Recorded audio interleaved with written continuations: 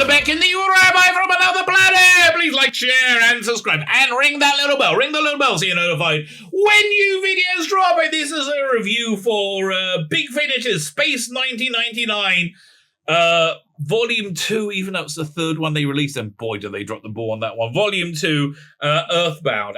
And I still am struggling if it's a recommend or not. There's a lot to significantly recommend it for, and there's a lot to say run like the bloody plague. I'm going backwards and forwards on it. Listen, I'll give you the review. I'll tell you it as honestly as I can. I like Big Finish, even though they still do these things. I like Big Finish, and I would like them to succeed. That's why I'm never really happy to do a negative review, which is there is going to be some negativity here.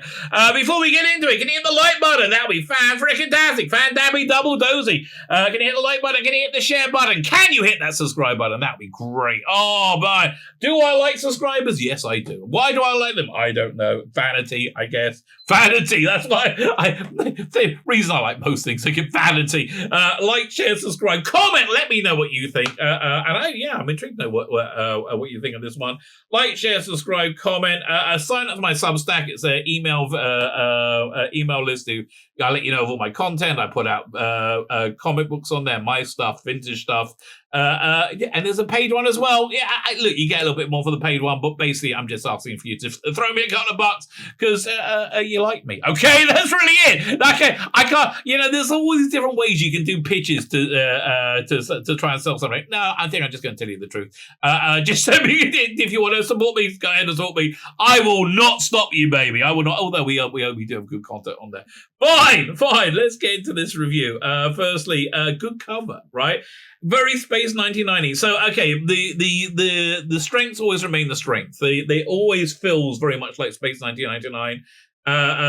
Still don't really like the theme arrangement that much. I prefer the original. Maria Teresa Creasy plays Dr. Helena Russell, and she remains the weak link, the weak link in the acting fence. They obviously wanted to have somebody who was a bit more animated than Barbara Bain. And just way too animated. She doesn't. She's got an American accent. That's about it. But she's always screaming and yelling and stomping, and it's just like, I don't know. It's like, why is it when somebody wants to be a strong woman, they got to be an annoying bitch? I mean, that really basically is it, right? It's like, I don't understand. I really don't understand. But that's the way they play it.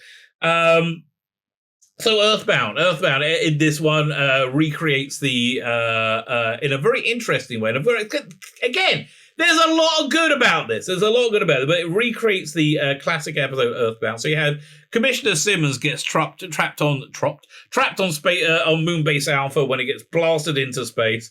And I have to tell you, their reinterpretation of Space 1999 thus far has been perfect, right? Perfect. It kind of like blends together Space 1999 and UFO, but it really goes to the actual heart of what the essence of it is. And so, it just really works. Just really, really, really works. And they do it by doing the same way they did their Prisoner Range, which was like adapting classic stories and doing new stories. So they took the classic story Earthbound. Simmons gets blown off into space with them. And he's basically in the first 4 or 5 episodes all pissed off that he wants to go back to Earth. And finally he finds a way to get back to Earth. And it doesn't work out that well, right, in the original series, right? So they reinvent that with this episode. And they start it with it. They break it into 2 episodes. Which they need to because they put a lot of current day angst into it. And it's very, very, very transparent and embarrassing. It's actually embarrassing because that was my vibe I got listening to this. Because the second story, so we have Simmons in this, and I'll go back and talk about the other stories in more detail in a second. But this is the elephant in the room, right? So the second story starts off with Simmons staging a faux coup to insist there is a vote on putting resources into getting back to Earth, right? And they're like, no, it's impossible. Oh, God. And it's very, very, very... At first, I thought this was a COVID analogy, because that's about when it was written. And people go, oh, the evil science deniers who won't get vaccinated. And I want to be clear.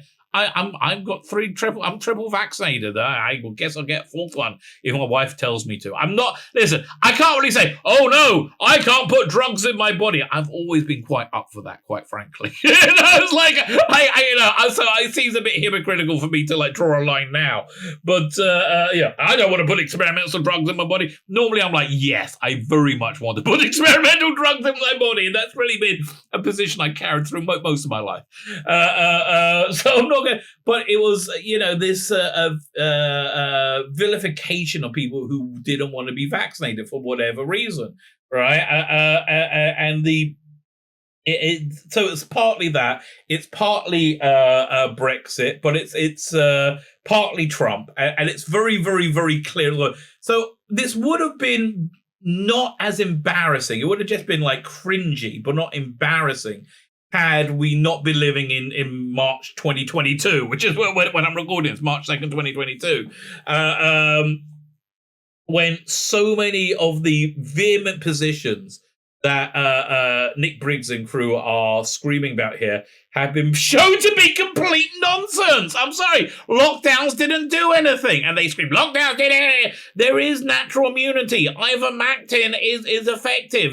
The Guardian, which I'm sure Nick Briggs is very much on board with, was still calling it horse deworm or horse medicine, 3 weeks ago?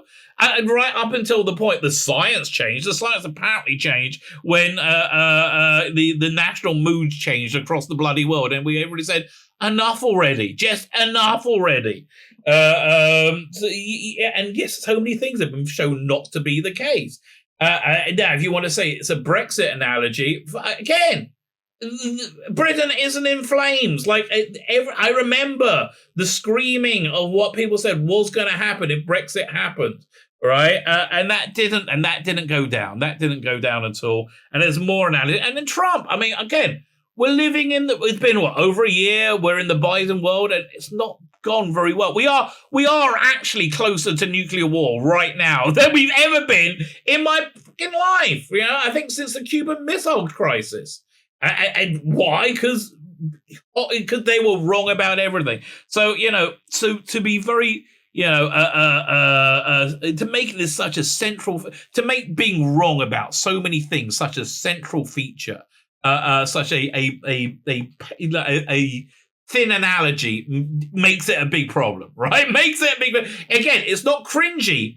It's embarrassing. And look, I'm a religious guy, right? I'm a Bible thumping religious guy, which is the only reason that I'm reasonably optimistic we're not about to get a global nuclear holocaust, right? And I don't think we're going to be blown off into orbit throughout for an incredible journey through space as in Space 1999. The only reason I don't think that because I believe in God, but if I was as categorically proved wrong as Nick Briggs and the people making this have been categorically proved wrong over and over and over again, I think I probably wouldn't be religious. But I mean, that's really what we're dealing with here. I've recently had a surprising mental health recovery, right? I was like, I was ill and I didn't know I was ill, and I see the same things here. Like what was wrong with me is I warped reality to fit into my emotional perception, right? Which is what I think Briggs has done. I think he finds it impossible, absolutely impossible, that Biden was a failure or the vaccine mandates didn't work or a bad idea or lockdowns. He's like, impossible that people like Jeremy Corbyn was a racist. Impossible. His brain cut. And what happens is his perceptions get blurted out in stuff like this, right? Which is what I think the problem is. However, great performances, very Space 1990. Other than the embarrassment cringe, great story. The first story, completely original. So fine. With that said, with that lengthy review, let's get into the review. So we Mooncatcher by Mark Platt. Good casting, getting Mark Platt to write things. So, and they talked about this on the making ofs. That look, oftentimes you've got these really weird, interesting stories on Space 1999. And that's what we get here with Mooncatcher. So strange alien messages are being beamed at Moonbase Alpha. Are they a welcoming or a warning? No one can tell when a giant object appears on the long-range scanners. Stir-crazy Alpha personnel are keen to investigate when Delta One's secret begins to unfold, an unexpected and disturbing series of events is set in motion. So this one's a little bit confusing to follow because you go into fantasy stroke dream sequences quite a lot, but you get a lot more into the characters of Paul Morrow, of like what his story was, and what you get much more of an idea of the wrench it was leaving, being forced away from Earth, and all that's actually dealt with very, very well. It's a good script, well acted, right? I don't know what to tell you. I don't want to spoil it, right? Because the surprises and the twists are very Space 1990, right? So yeah, great story, really genuinely great story. Then we have Earthbound by Liam Meadows, and it's not very good. Okay. Again, political analogy. You've got to be very, very, very talented. And he talks about like, oh, I've actually won a few awards for writing. So I thought, I'm like, shut up! What you did here was not very good. So, here, let's read the blurb. Is the moon truly destined to roam the stars forever, or should the people of Alpha divert their efforts towards a return mission to Earth? Koenig knows in his heart that the Earth is lost to them. But Commissioner Simmons is convinced returning home is a serious option. Perhaps there's only one way to resolve this issue once and for all, but will an experiment in democracy tear Alpha apart, leaving it open to incoming alien dangers? So yeah, so again, the paper thin analogies are allegories and analogies are throughout this issue. Firstly, they have Simmons win this is not a spoiler. You find this happens in the first 5 minutes. Win people over by lying. Again, in Nick Briggs' mind, it's not possible that Biden has been a failure. It's not possible that all the incredible failures, inflation that's affecting the entire world, right? Gas prices are set to go through the roof. It's not possible, right? This is not possible. This could happen. And when he wrote it, it wasn't going to. He was in a stunning, brave new future, right? But and the only way that that democracy fails is because evil people lie. Yeah, the people lying were the people you bloody follow, Nick. I'm sorry. We're living in March 2022. We know we. How many things do you want me to hold up to you, right? So then the second part of it, people aren't really, they're not having much success finding ways to get back to Earth. And again, this is a paper-thin Brexit analogy when people in charge of doing Brexit just, we're just going to drag our feet and go on a go slow and not do Brexit at all, right? So, and then people said, well, you're not even trying because you weren't trying. So they have that paper thin analogy going on all the way through it again, and it's a shame, because they on the makings of Nick Briggs genuinely tries to make it balanced. But he can't do it because he's mentally bloody ill, right? And speaking of somebody who was recently mentally ill in exactly the same way, I can bloody see it. He can't conceive of what happened, right? And it's even now it's happened, he still can't conceive that it was wrong in any way, shape, or form. So what they should have done is have somebody pro-Trump, pro-Brexit on the other side of the cultural aisle to them, right? The Simmons side of things, right? And then don't have him win by lying and sneaking. Actually have him make a decent point and address the point.